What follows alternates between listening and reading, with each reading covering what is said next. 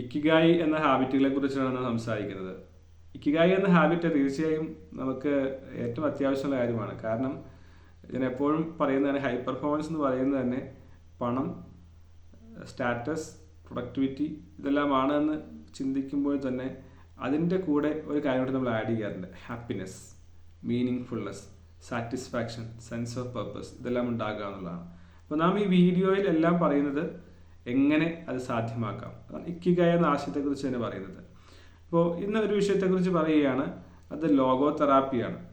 Logo തെറാപ്പിയെക്കുറിച്ച് നേരത്തെ പറഞ്ഞിട്ടുണ്ട്, ഒത്തിരി വീഡിയോകളെല്ലാം ചെയ്തിട്ടുള്ളതാണ് ലോഗോ തെറാപ്പിയെക്കുറിച്ച്. അപ്പോൾ ഈ ലോഗോ തെറാപ്പി എങ്ങനെയാണ് നമുക്ക് മാറ്റം കൊണ്ടുവരാൻ സാധിക്കുക, അതും ഇക്കിഗായും തമ്മിൽ എന്തെങ്കിലും ബന്ധമുണ്ടോ?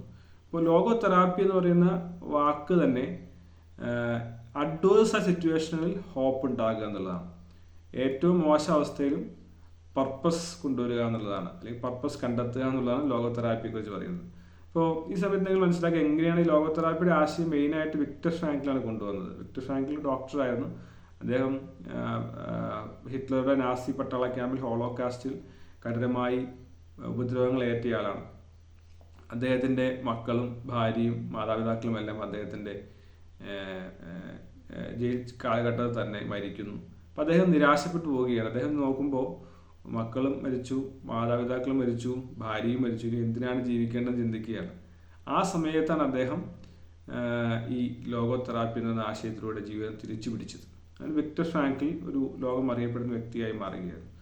ഏറ്റവും മോശമായ അവസ്ഥയിൽ എങ്ങനെ ജീവിതത്തിൻ്റെ പർപ്പസ് കണ്ടെത്തുവാൻ സാധിക്കും?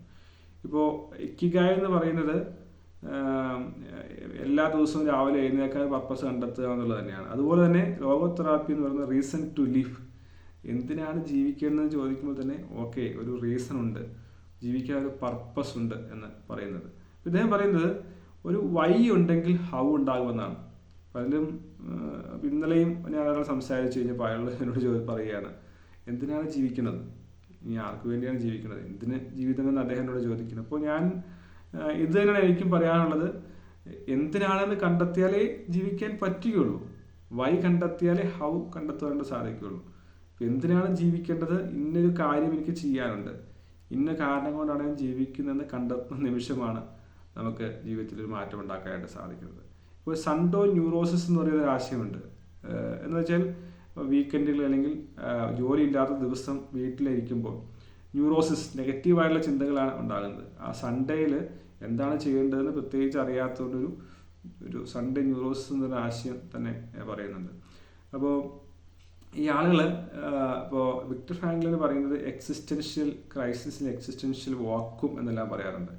എന്തിന് ജീവിക്കണമെന്ന് അറിയാൻ കഴിയാത്ത ഒരവസ്ഥ, അസ്തിത്വത്തെക്കുറിച്ച് സംശയമാണ്, എന്തിനാണ് ജീവിക്കേണ്ടതെന്ന് അറിയാൻ കഴിയില്ലാത്ത ഒരവസ്ഥ. അപ്പോൾ ഈ സമയത്ത് പർപ്പസ് കണ്ടെത്തുക എന്നുള്ളത് വളരെ വളരെ ആവശ്യമാണ്. ഇപ്പോൾ നമ്മൾ അറിയേണ്ട കാര്യം എന്താ വെച്ച് കഴിഞ്ഞാൽ, ഈ ഭയമാണ് പലപ്പോഴും നമ്മെ പേടി, അല്ലെങ്കിൽ എന്തെങ്കിലും സംഭവിക്കുമോ എന്നുള്ള പേടി, ഇതെല്ലാമാണ് നമ്മുടെ ജീവിതത്തെ മുന്നോട്ട് കൊണ്ടുപോകാനായിട്ട് സാധിക്കാത്തതിൻ്റെ കാരണം. ഇപ്പോൾ ഒരു കാര്യം മനസ്സിലാക്കുക, ഭയം സാധാരണ രീതിയിൽ നാം ചിന്തിക്കുന്ന പോലെ സംഭവിക്കാനുള്ളത് 95% സാധ്യത കുറവാണ്. അതാണ് ഫിയർ എന്ന് പറയുന്നത്. ഫാൾസ് ഇവൻറ്റ്സ് അപ്പിയറിംഗ് റിയൽ എന്നാണല്ലോ പറയുന്നത്. അത് സംഭവിക്കാനുള്ള സാധ്യത വളരെ കുറവാണ്. പക്ഷെ മറ്റൊരു കാര്യം, നിങ്ങൾ ഭയന്നുകൊണ്ടേ ഇരിക്കുകയാണെങ്കിൽ അത് സംഭവിക്കാനുള്ള സാധ്യതയും കൂടുതലാണെന്നുള്ളതാണ് മനസ്സിലാക്കേണ്ടത്. അപ്പോൾ അനാവശ്യമായുള്ള ഭയങ്ങളെ ഒഴിവാക്കാനായിട്ട് തീർച്ചയായും ശ്രമിക്കേണ്ടത് ആവശ്യമാണ്. അതുപോലെ തന്നെ ഒരു പ്രധാനപ്പെട്ട കാര്യമാണ് ഹ്യൂമർ സെൻസ്. ജീവിതത്തിൽ ഈ സ്ട്രെസ് ഒക്കെയാണ് പല പ്രശ്നങ്ങൾക്കും ഇടയാക്കുന്നത്, രോഗങ്ങൾക്ക് ഇടയാക്കുന്നത് നമ്മൾ നേരത്തെ പറഞ്ഞിരുന്നു. അപ്പോൾ ഈ ഫിയർ, അതുപോലെ തന്നെ സ്ട്രെസ്, ഇത് നമ്മുടെ ജീവിതത്തെ ഇല്ലാതെയാക്കുന്ന കാര്യമാണ്. അതുകൊണ്ട് തന്നെ ഹ്യൂമർ സെൻസ് നമ്മുടെ ജീവിതത്തിൽ കൊണ്ടുവരാനായിട്ട് അതുമായി ബന്ധപ്പെട്ട സ്റ്റോറീസ്, അങ്ങനത്തെ റോളുകളൊക്കെ കാണുകയും മനസ്സിലാക്കുകയും അത് എക്സ്പീരിയൻസ് ചെയ്യുകയും ചെയ്യേണ്ടത് വളരെ നല്ല ആവശ്യമാണ്. അപ്പോൾ ഞാൻ ഈ പറഞ്ഞത് ലോഗോ തെറാപ്പിയെക്കുറിച്ചാണ്. അഡ്വേഴ്സായ സമയങ്ങളിൽ നമുക്ക് എങ്ങനെ ഒരു ഹോപ്പ് കൊണ്ടുവരാമെന്നുള്ളതാണ് പറയുന്നത്. അപ്പോൾ ഈ ഹോസ്പിറ്റലൊക്കെ അടിക്കുന്ന രോഗികളോട് ചോദിച്ചു കഴിഞ്ഞാൽ അധികം പേരും അവർക്ക് എന്തിനാണ് ഹോസ്പിറ്റലിൽ വന്നത്, ഇനി ഹോസ്പിറ്റൽ ജീവിതം കഴിഞ്ഞാൽ അവർക്ക് എങ്ങനെയാണ് ചെയ്യേണ്ടത്, അപ്പോൾ അവർക്ക് ജീവിക്കാൻ ഒരു ആഗ്രഹമുള്ളതുകൊണ്ടാണ് ഈ ഹോസ്പിറ്റലിൽ വന്നിരിക്കുന്നത്. അപ്പോൾ ഈ ലോഗോ തെറാപ്പി ഡോക്ടർ പേഷ്യൻസിനോടൊക്കെ ട്രീറ്റ് ചെയ്യുമ്പോൾ ഇത് ബന്ധപ്പെട്ട ചില ആളുകൾക്ക് മുന്നോട്ട് ജീവിക്കാനായിട്ട് സാധിക്കില്ല. അപ്പോൾ പല എക്സാമ്പിൾസ് ഇതിനകത്ത് നമുക്ക് കാണാനായിട്ട് സാധിക്കും. ഇപ്പോൾ ഒരു അംഗവൈകല്യമുള്ള ഒരു കുട്ടിയുടെ മാതാവ്. അവർ ഇങ്ങനെ ചോദിക്കുകയാണ്, എന്തിനാണ് ഞാൻ ജീവിക്കേണ്ടത്, ഈ മരിച്ചാൽ മതി എന്ന് പറയുകയാണ്. അപ്പോൾ ആ ഒരു സെഷനിനകത്ത് വേറൊരു അമ്മയും അവർ കൊണ്ടുവരുന്നു. അത് കഴിഞ്ഞിട്ട് ആ അമ്മയോട് ചോദിക്കുക, നിങ്ങൾ മരിക്കാൻ പോകുന്ന സമയത്ത് മരിക്കുക എന്ന് വിചാരിക്കുക, നിങ്ങൾ എന്തായിരിക്കും, കുഞ്ഞ് നിങ്ങൾക്കുണ്ട്, നിങ്ങൾ എന്തായിരിക്കും ചിന്തിക്കുന്നത്? ഇപ്പം മരിക്കുക എന്നുള്ളതല്ല, കുറേ കഴിഞ്ഞ് മരിക്കുക എന്നാണ് വിചാരിക്കുന്നത്. അപ്പോൾ അവർ പറയുന്നു, ഈ കുഞ്ഞിനെ എനിക്ക് നന്നായി നോക്കുവാൻ സാധിച്ചുവല്ലോ, ഈ കുഞ്ഞിനെ എനിക്ക് നന്നായി വളർത്തുവാൻ സാധിച്ചുവല്ലോ, ഇതായിരിക്കും എൻ്റെ ചിന്ത എന്ന് അവർ പറയുകയുണ്ടായി. അപ്പോൾ അതാണ് അവരുടെ പർപ്പസ്. ആ ഒരു പർപ്പസ് കണ്ടെത്തിയപ്പോൾ അവർക്ക് ആ ഡിപ്രഷൻ എന്ന് പറയുന്ന വേദനാജനകമായ അവസ്ഥയിൽ നിന്ന് മാറുവാനായിട്ട് സാധിച്ചു. മറ്റൊരു കാര്യമാണ്, വേറൊരു എക്സ്പീരിയൻസ് പറയുന്നുണ്ട്. ഒരു ഡോക്ടറുടെ ഭാര്യ മരിക്കുകയാണ്. അപ്പോൾ ഡോക്ടർക്ക് വളരെയധികം വിഷമമായി, അദ്ദേഹത്തിന് ജീവിക്കാൻ സാധിക്കുന്നില്ല, ഭാര്യയില്ലാതെ ജീവിക്കാൻ അദ്ദേഹത്തിന് കഴിയുന്നുണ്ടായിരുന്നില്ല.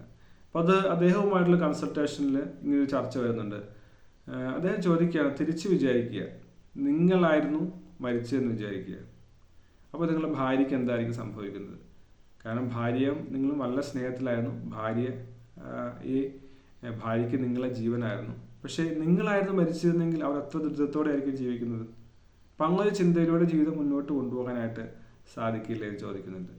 ഈ ലോകതെറാപ്പിയുമായി സമാനതയുള്ള ഒരു തെറാപ്പിയാണ് മൊറീത്ത തെറാപ്പി എന്ന് പറയും.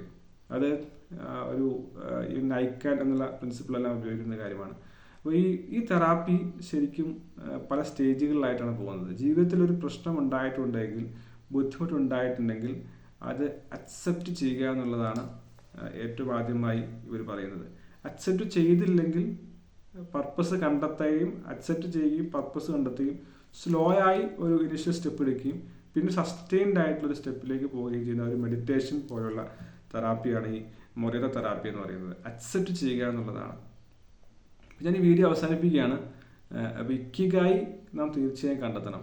അത് ബാഡ് സിറ്റുവേഷനിലാണെങ്കിലും, ഏറ്റവും മോശം സിറ്റുവേഷനിലാണെങ്കിലും, ഏറ്റവും പ്രതിസന്ധി നിറഞ്ഞ സിറ്റുവേഷനിലാണെങ്കിലും, എന്തെല്ലാം മോശമായ ബാക്ക്ഗ്രൗണ്ട് ആണെങ്കിലും നാം പർപ്പസ് കണ്ടെത്തി, കണ്ടെത്തി എന്തിന് ജീവിക്കണമെന്നുള്ള കാര്യത്തിന് ഉത്തരം കണ്ടെത്തി മുന്നോട്ട് പോകുമ്പോഴാണ് അൾട്ടിമേറ്റ് ആയിട്ടുള്ള സന്തോഷവും സുഖവും സംതൃപ്തിയും ജീവിതത്തിൻ്റെ അർത്ഥവുമെല്ലാം ഉണ്ടാകുന്നത് മനസ്സിലാക്കിക്കൊണ്ട് ഈ ജീവിതത്തിൽ വലിയ മാറ്റമുണ്ടാക്കാം. Let us aim for 10x growth through strong habits.